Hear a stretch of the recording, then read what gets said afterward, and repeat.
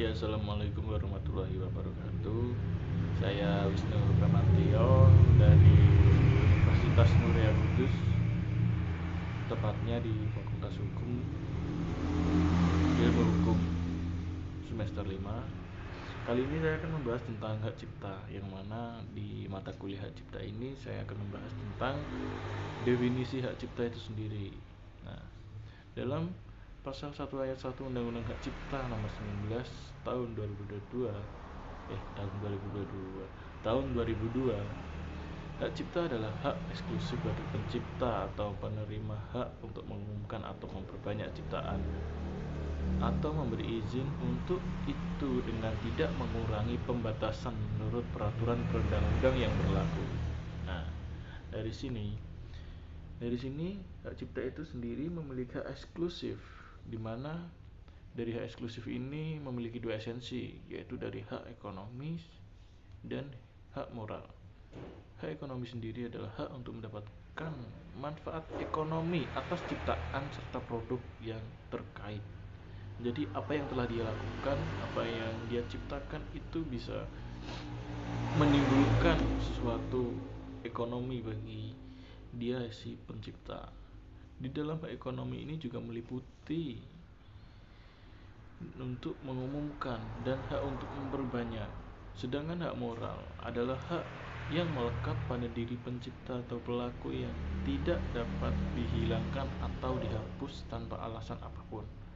Walaupun hak cipta atau hak terkait telah dialihkan dengan mempunyai hak moral, pencipta memiliki hak untuk dicantumkan nama atau samarannya di dalam ciptaannya tersebut ataupun salinannya dalam hubungan penggunaan secara umum. Nah, lalu dari hak cipta ini sendiri sudah ada perjanjian-perjanjian di bidang hak cipta itu sendiri. Sudah banyak sekali perjanjian dari tahun 1896 sampai di tahun 2013. Itu sudah banyak sekali perjanjian, mulai ada perjanjian dari konvensi Berne, Universal Copyright Convention, dan konvensi Roma, dan masih banyak lagi beberapa perjanjian-perjanjian. Dalam hal ini juga kita juga memiliki dasar-dasar hukum hak cipta.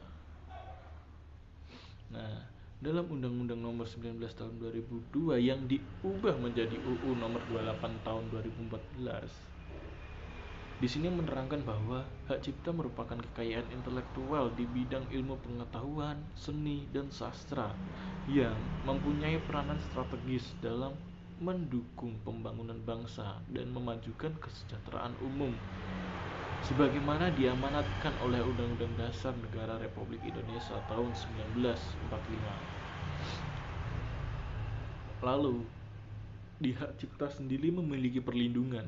Perlindungan hak cipta itu apa sih? Perlindungan terhadap suatu ciptaan secara otomatis sejak diciptakannya itu diwujudkan dalam bentuk nyata.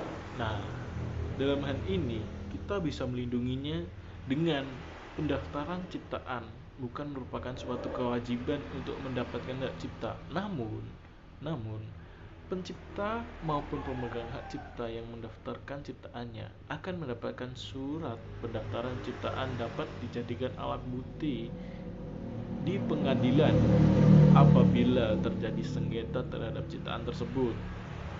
Perlindungan hak cipta tidak diberikan kepada ide atau gagasan, karena karya cipta harus memiliki bentuk yang khas, bersifat pribadi, dan menunjukkan keaslian sebagai ciptaan yang lahir berdasarkan kemampuan, kreativitas, atau keahlian, sehingga ciptaan itu dapat dilihat dan dibaca atau didengar.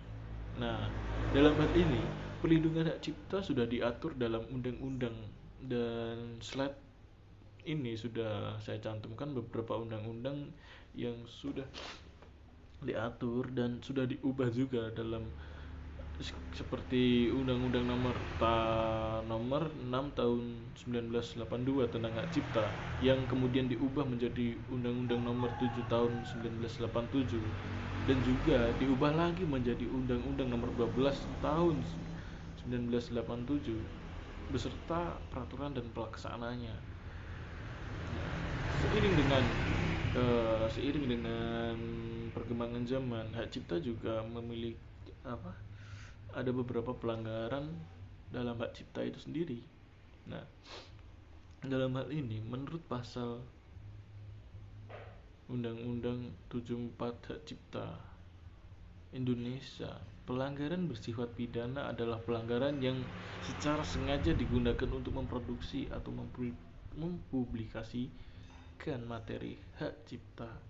Pelanggaran ini dikualifikasikan sebagai pelanggaran pidana untuk memperlihatkan, mendistribusikan atau menjual materi pelanggaran hak cipta itu dengan meningkatkan kesadaran hukum atas kekayaan intelektual, maka penyelesaian ganti rugi semakin meningkat seimbang dengan tuntutan pidana itu sendiri. Nah, dari ini saya menjelaskan tentang apa itu hak cipta sendiri dalam undang-undang dan hak cipta juga memiliki beberapa esensi dan juga dalam hal ini hak cipta juga memiliki aturan ketika mereka melanggar sudah ada ditetapkan dalam undang-undang. Mungkin itu penjelasan dari saya. Wassalamualaikum warahmatullahi wabarakatuh dan terima kasih.